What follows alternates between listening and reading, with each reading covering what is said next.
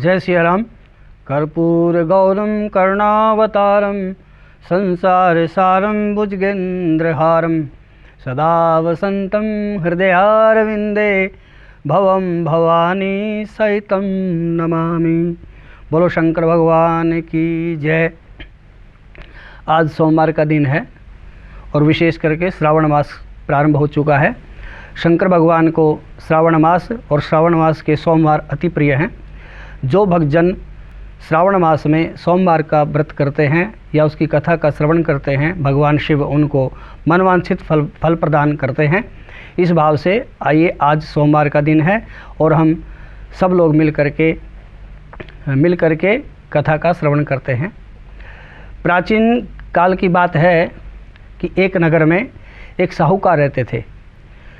धर्मपत्नी के साथ शंकर भगवान की भजन बंदगी करते थे। प्रत्येक सोमवार को व्रत करते थे और शंकर भगवान के मंदिर में जाकर के नित्य प्रति शंकर जी का अभिषेक करना, उनको फल पुष्प इत्यादि चढ़ाना उनका नियम था। साहूकार के पास धन दौलत तो बहुत थी, परंतु उनके संतान नहीं थी। तो भगवान शंकर से वो प्रार्थना भी करते थे। उनकी आयु ढलती गई।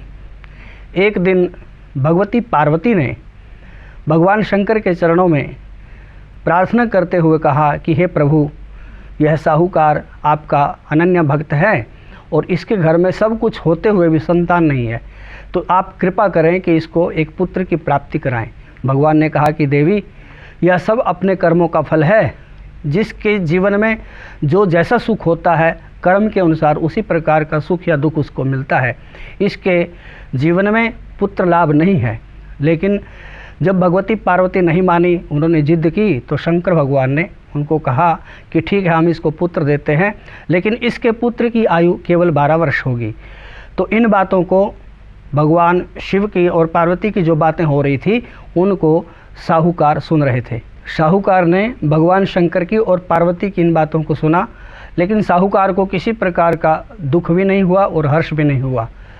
समय आया, भगवान शंकर की कृपा से और उनकी पूजा और भक्ति के माध्यम से भगवान शंकर की अति कृपा जब उनके ऊपर हुई तो उनके घर में एक पुत्र हुआ। जब उनके घर में पुत्र हुआ तो साहूकार को उस समय भी किसी प्रकार का हर्ष और दुख नहीं हुआ, क्योंकि उसको पता है कि मेरे घर में जो पुत्र होगा उसकी आयु केवल 12 वर्ष की होगी। जब उनके घर में पुत्र हुआ तो लाड प्यार करके उसका पालन पोषण करने लगे। जब वह साहूकार का पुत्र 11 वर्ष का हो गया तो उनकी धर्मपत्नी की सहमति में उसने कहा कि हम इसको शिक्षा दीक्षा के लिए काशी भेज देते हैं। साहूकार ने अपने बेटे को उसके मामा के साथ बहुत सारा धन दे करके वहाँ से विदा किया और वो दोनों उस बेटे की शिक्षा दीक्षा के लिए काशी की ओर चल पड़े। काशी में जब वो चले काशी के लिए, तो रास्ते में अनेक प्रकार के यज्ञ करते हुए, ब्राह्मणों को भोजन करवाते हुए, दान दक्षिणा करते हुए आगे बढ़े। रास्ते में उनके साथ एक घटना घटी। कोई एक राजा अपने बेटे राजकुमार का विवाह करने के लिए उस नगर में पहुंचा हुआ था जहां पर ये रास्ते में रुके हुए थे, और राजकुमारी का विवाह उसके साथ होना था, राजकुमार के साथ। तो राजकुमार काना था। तो राजकुमार के पिताजी ने, अर्थात राजा ने ये विचार किया कि ये जो साहूकार का बेटा है, यदि यह हमारे बेटे की जगह उस राजकुमारी के साथ फेरे ले लेता है तो हमारा काम बन जाएगा और बाद में हम इस राजकुमारी को अपनी बहू के रूप में ले जाएंगे, इसको कुछ धन इत्यादि दे करके यहाँ से विदा कर देंगे। तो उसने ऐसा ही किया। उस साहूकार के बेटे को राजकुमारी के साथ बैठा करके फेरे करा दिए। तो चुपके से उस साहूकार के बेटे ने राजकुमारी के पल्ले पे लिख दिया चुनरी के ऊपर कि तुम्हारा विवाह मेरे साथ हुआ है और राजकुमार एक आंख से काना है, इसलिए मैं तो काशी जी जा रहा हूँ विद्या प्राप्ति के लिए और तुम्हें ये दुल्हन बना करके ले जाएंगे, आगे आप विचार कर लेना। ऐसा कह करके वहाँ से वो काशी की ओर चल दिए।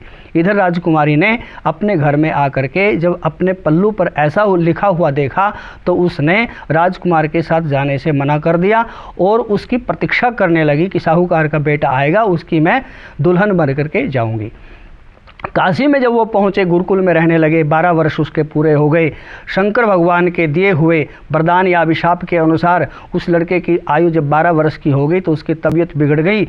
यज्ञ चल रहा था तो उसने अपने मामा से कहा कि मामा जी मेरी तबीयत ठीक नहीं है, मैं ऊपर जा कर के आराम करता हूँ। जैसे ही वो लड़का ऊपर गया तो उसके शरीर से प्राण निकल गए। उसके मामा को पता चला तो रोने धोने लगा, चिल्लाने लगा।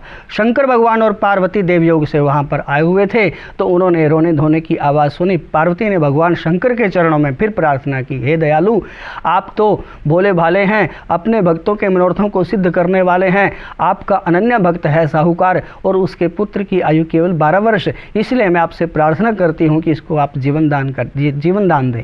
भगवान भोलेनाथ बाबा ने भगवती पार्वती को सुन करके उसको पुनर्जीवन दान दिया। शिक्षा दीक्षा प्राप्त करने के बाद वह लड़का, साहूकार का बेटा, अपने मामा के साथ वापस जब अपने नगर को जाता है तो रास्ते में राजकुमारी भी, उसकी दुल्हन जो उसकी धर्मपत्नी बन चुकी है, उसको लेकर के अपने घर की ओर रवाना होते हैं।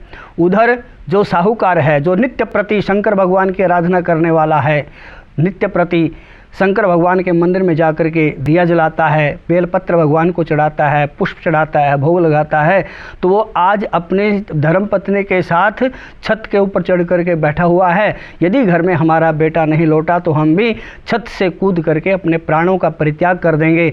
लेकिन जब उनको समाचार मिला कि आपका बेटा शादी करके वापस लौट रहा है तो उस साहूकार को बड़ी खुशी हुई, शंकर भगवान जी का धन्यवाद किया और उसके बाद साहूकार ने अपने बेटे का और अपने पुत्र वधू का घर में बहुत स्वागत सत्कार किया और खुशी खुशी से वहाँ पर रहने लगे। ये शंकर भगवान की आराधना का फल है।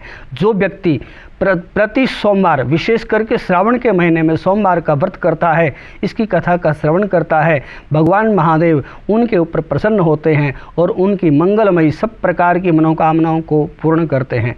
बोलो शंकर भगवान की जय।